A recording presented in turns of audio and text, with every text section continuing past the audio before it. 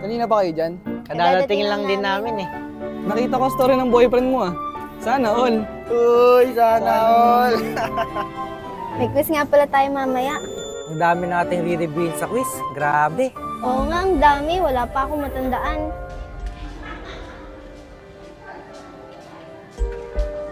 Tara na, mag-8 na pala. Malate pa tayo. Tara.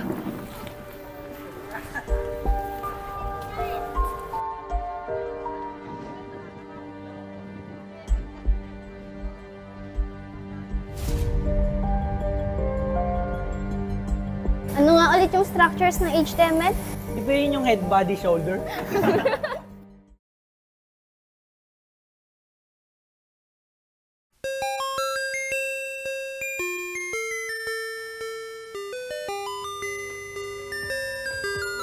Excuse me ate, kilala mo to?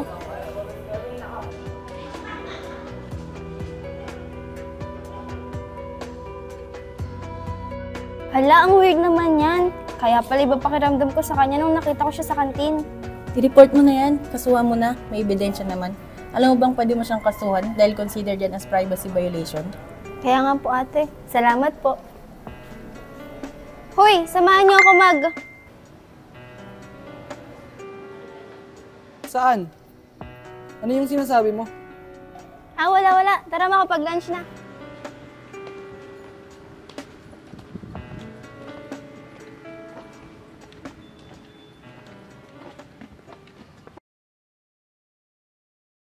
Burahin mo nga yung mga pictures na yun. Ano ba problema mo sa akin?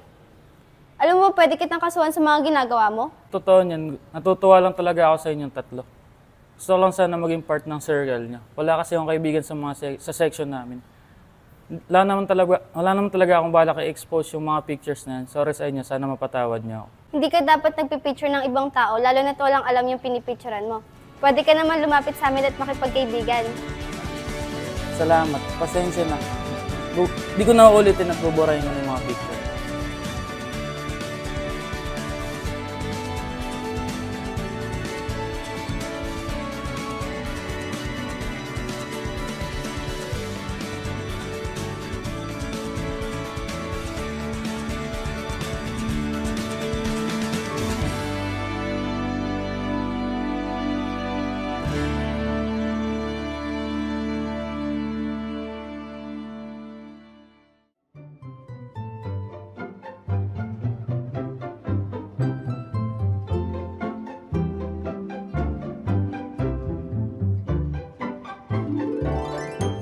Maaga pa.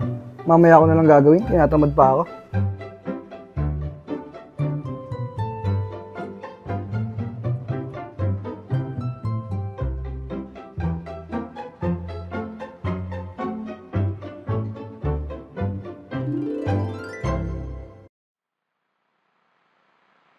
Nako, patay. 2 PM na pala. Nalibang ako. May research pa nga pala. Wala na akong oras para gumawa at magpasa. Kopyahin ko na lang itong nasa Google.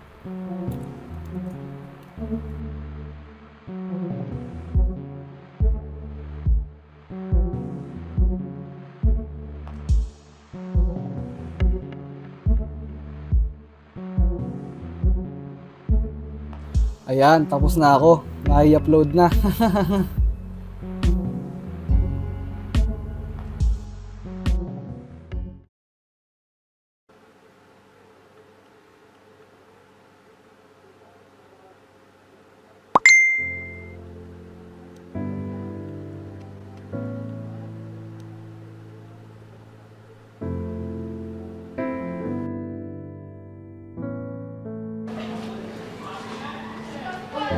Friend daw si Boy kopya sa internet, kapal ng mukha.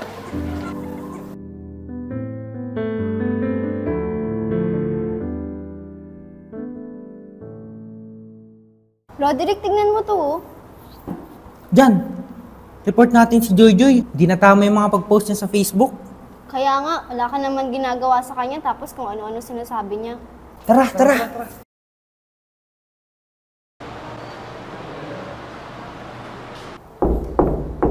Sige, pasok.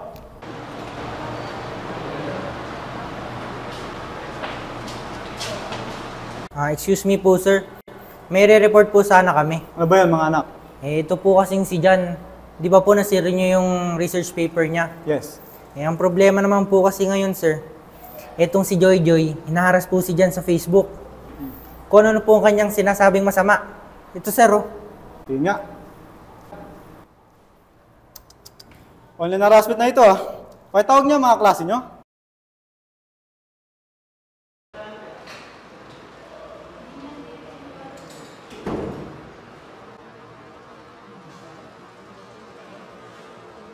Joy, nireport sa akin ng mga kaklase mo tungkol sa mga Facebook post mo at sa mga message mo kay Jan. Alam mo ba ginagawa mo? Naapektuhan si Jan sa mga sinasabi mo tungkol sa kanya. Alam bang pwedeng kaso na mangyari sa'yo dahil sa online harassment? Abang dahilan mo at nagawa mo to kay Jan? Kahit ano pa man ang dahilan mo, hindi tama ang mangaras ka ng kaklase mo o kahit sino man. Joy. Ikaw naman, John Jay. Narealize mo bang plagiarism ang iyong nagawa sa iyong research? Paano na lang kung hindi lang sa school ang iyong research paper na gagawin mo? Pwede ka rin makasuhan sa pagcopy ng material ng iba. Sir, kaya ko po yung nagawa kasi po wala na akong oras para gumawa. Sorry po, sir. Nagkamali po ako. Dapat po, inuna ko po muna gumawa ng research paper kaysa mag-cellphone. Hindi ko na po ulitin. Sir, ang totoo po, stress po ako sa bahay. Kaya po wala akong mapagbalingan ng sama ng loob. Pasensya na po, sir. Jan, sorry. Na-realize ko na mali ang pagpo-post ko sa FB. Sorry talaga. May kanya-kanya naman tayong problema na hindi alam ng iba. Pero huwag niyo nang ulitin yan. Palagi i-consider ang anong magiging consequence ng mga desisyon niyo. Sige na, mag-lunch na kayo. Salamat po. Thank you po, sir. Tara. Tara. Okay na kami. Batiin na kami! Tara na!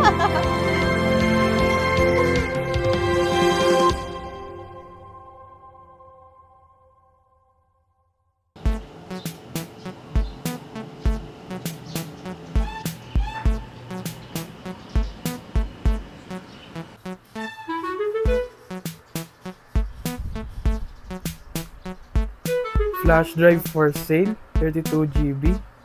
Pwede to Mukhang marami ko mapapanood. Orderin ko nga to. Cash on delivery naman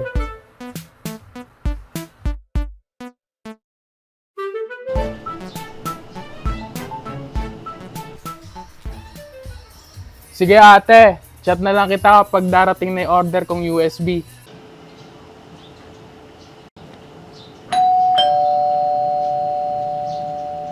Kaya na yung order ko Mr. Manuel, 800 po, sir.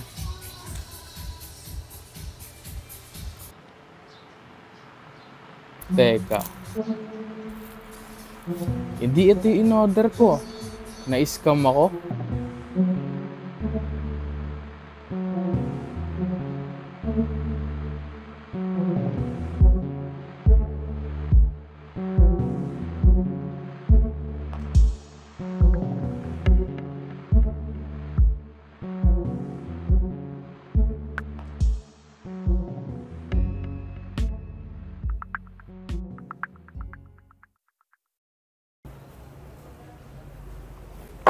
Tagal naman ni Joy Joy.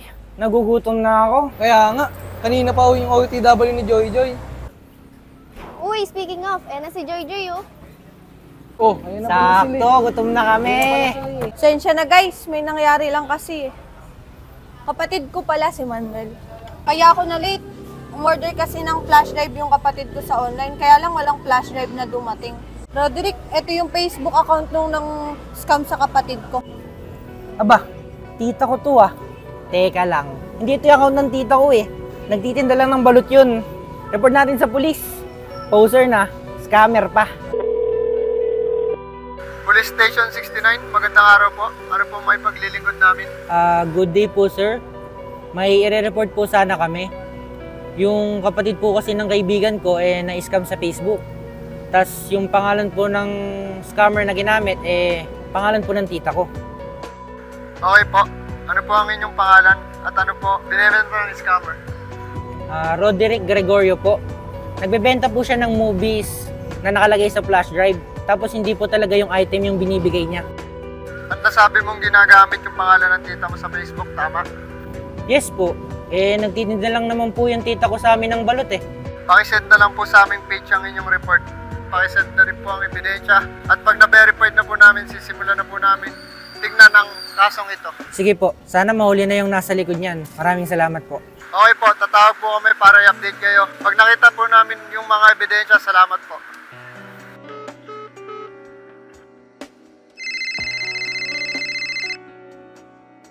Sir Roderick, ayon po sa inyong statement at mga sinend, pwede po natin itong sampahan ng kaso dahil isa po itong gawain na digital piracy at identity fraud. Sisimulan na po namin hanapin ang nasa likod ng pang-scam na kasong ito. Sige po, sana mahuli na yung nasa likod niyan. Maraming salamat po. Salamat naman. Sana mahuli na yung scammer na yun. Kaya nga. Ay, laganap masasamang tao sa internet. Guys, may naisip ako. What if gumawa tayo ng isang community upang makapag-promote ng prevention at makatulong sa mga nabibiktima sa internet? Mukhang magandang idea yan. Joy, CJ, tingin nyo? Agree, maganda yan. Oo nga. Tara. Teka, ano kaya magandang ipangalan sa page natin?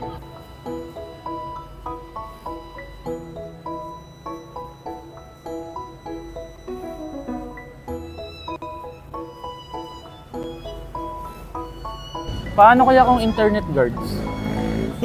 Parang ang baduy naman nun, Mark. Paano kung digital guardians? Okay, digital guardians. Digital guardians, let's go!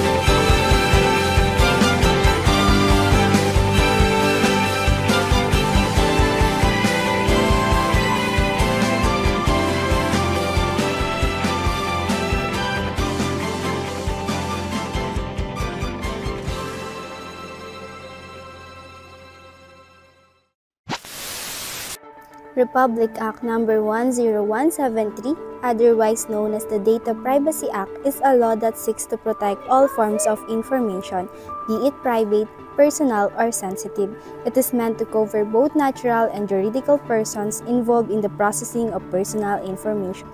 Blackmailing may be prosecuted under various provisions in Philippine law such as coercion, Article 286 of the Revised Penal Code, or unjust vexation, Article 287. Cyberbullying or online blackmail could be charged under the Cybercrime Prevention Act if it involves electronic communication.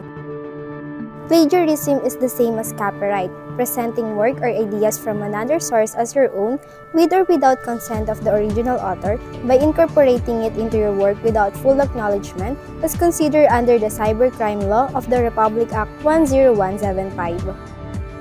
The Anti-Bullying Act of 2013, Republic Act No. 10627, recognizes the importance of preventing and responding to bullying, including cyberbullying, in educational institutions. Schools are mandated to adopt policies and mechanisms to effectively handle and address bullying incidents. Republic Act 8484, enacted in the Philippines, specifically addresses the issues of fraud and illegal activities related to access devices, including credit cards, ATM cards, and other electronic means of transactions. As defined in Republic Act No. 10175, otherwise known as the Cybercrime Prevention Act of 2012, computer-related identity theft is the intentional acquisition, use, misuse, transfer, possession, alteration, or deletion of identifying information belonging to another, whether natural or juridical, without right.